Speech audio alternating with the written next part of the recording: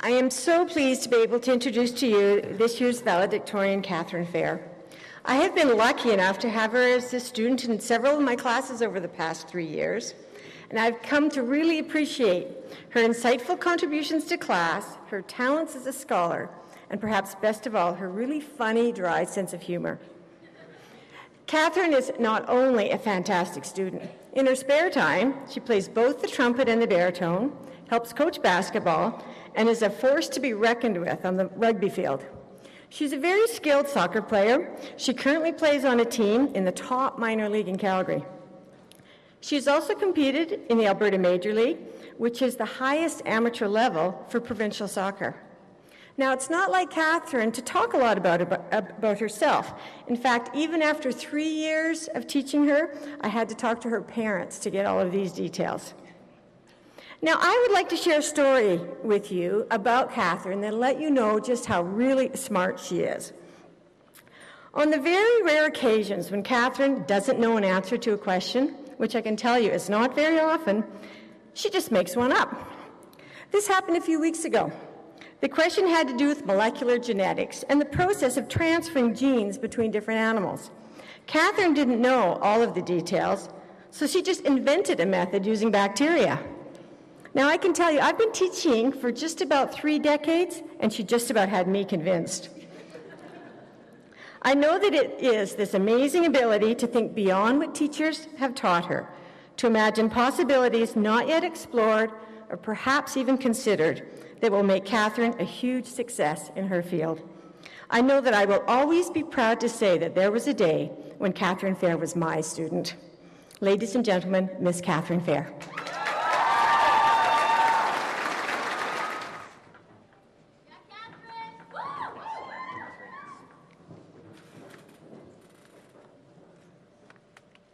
Okay. Hey, everyone. Well, here we are. We're at the end of our last year of high school, and we're probably all kind of scared and worried about getting jobs and going out into the world. And earlier this term, I was named valedictorian. At the time, I was like, well, that's really cool. And then I thought about it for about 5 minutes and realized that this meant I had to write this speech. And so that was really too bad, and I spent quite some time procrastinating about it, worrying, thinking about writing the speech and never actually doing it. And at one point, I Wikipedia'd the word valedictorian and looked up the definition, realized it's from Latin and it means farewell giver. So right here, right now, I'm up here to try and give our class, the class of 2009, a send-off, and hopefully a good enough one. And as well, even though Sir Winston Churchill once declared, it's quite simple, public speaking. Say what you have to say, and when you come to a sentence with a grammatical ending, sit down. I'm going to try and refrain from doing that since I was told that this had to be at least 5 minutes. So if anyone has any complaints about that, Mr. C, back here, direct them towards him, please. And so, going on here, being valedictorian, a lot of you during class have pointed out that it doesn't make me a genius, it doesn't make me the smartest person in the world, so even though I don't know everything, you're gonna have to all sit here, please, for at least 5 minutes and listen to me talk about what I think high school has taught me.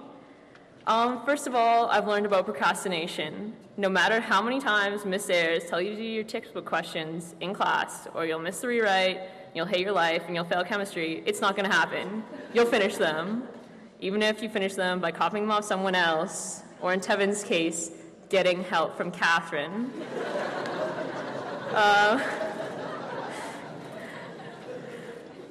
As well, I've learned about the importance of prioritizing, deciding who's most important to me, what's most important to me, and I've realized that who those people are is my family and friends, and I should put them ahead of everyone else. Our parents have stood by us through the elementary school temper tantrums, probably a lot of which Jen remembers since she was there for all of them, the preteen weirdness and our teenage desire for freedom that we have now, and it drives them nuts. Like last night when my parents thought I was going to be home a lot earlier than I was. Our friends there have been here for the good times and the bad, and the times that our parents probably would prefer never to find out about it. They help us get back up when we fall, even though they probably spend a good few minutes laughing at us beforehand. These two groups of people have gotten us through high school, and they're going to keep helping us. So even though we're here and we keep acknowledging them today, just remember that no matter how many times you say thank you is probably not enough. Teachers, I've realized I don't want to become one, because from all the times I've had to sit there and watch Miss Wallace go up in the smart bar and the smart board doesn't want to work with Miss Wallace, or the times when I've had class and one of the pages in their test has mysteriously gone missing and everyone freaks out for like 5 minutes before the teacher is finally like, oh, it's here, it just got stapled wrong, and then we can move on with our lives. And it's great that you guys do this for us, even though I wouldn't want to, and I'm glad that you're all sitting here today, all of you teachers, and either you really do actually enjoy this, or you need the money, or you're just really, really good actors, but in any case, it's great, we love it.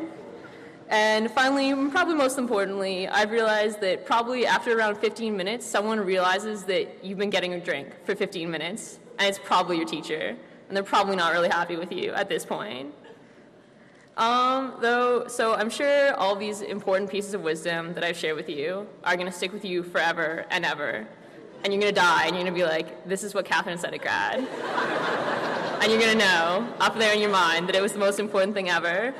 What I'm really up here to talk to you about is what I hope for all of us. And we have memories from school. A lot of us probably remember Johanna, probably from grade 4, and her rubber boots, and how she was ridiculous, but we miss her.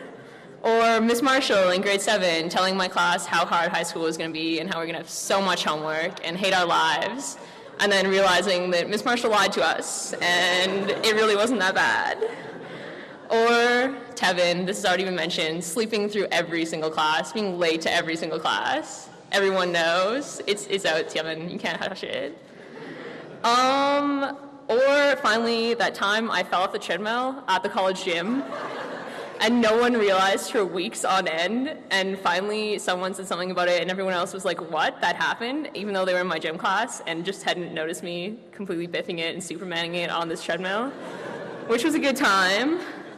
So I've had some of my friends, like Jen, for pretty much forever, and I've had some of you for only a few years, but I know we all have bigger things waiting for us after school. I know outside the school, there's opportunities and chances that we will have that will be greater than anything we've seen before. But being here has given us some of the tools we need to go and make our mark on the world, so it's now up to us to use them to fulfill our goals. Here before me, all of you are the doctors and artists and politicians and engineers of the future, which is nice. A little bit scares me, knowing some of you, but I'm sure it'll work out in the end. You have at least 4 years of university, probably a lot of you, to figure that out. Get your lives together.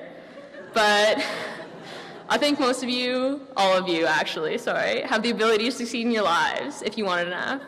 So I challenge you to want it, to never settle for anything that you think isn't good enough for you, for the people you love. So go into your lives believing that what you want for you and for those you care about is the most important thing in the world.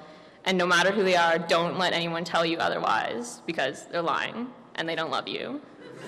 So only you truly know what's best for you and what your goals and hopes and dreams are. So it's up to you to make the effort to fulfill them. No one else is going to. Finally, as Orrin Hatch once said, there's a good reason these ceremonies are called commencement exercises. Graduation is not the end, it's the beginning. We shall leave here after our diploma examinations in June, excited for the opportunities waiting for us, even if we are a little terrified at the same time. Please don't forget why you came here, why you spent 12 years sitting in class, sleeping in class, leaving the classroom as much as possible, learning all this information that even your teachers told you sometimes was probably useless and you were never going to use again after grade 12.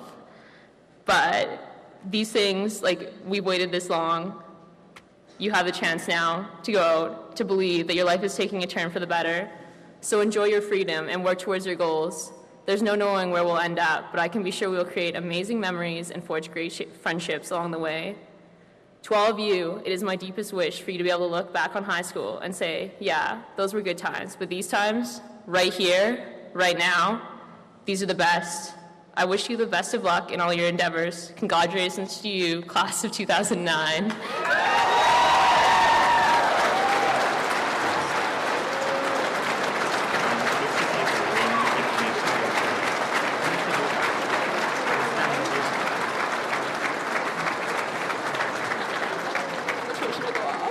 Doesn't matter.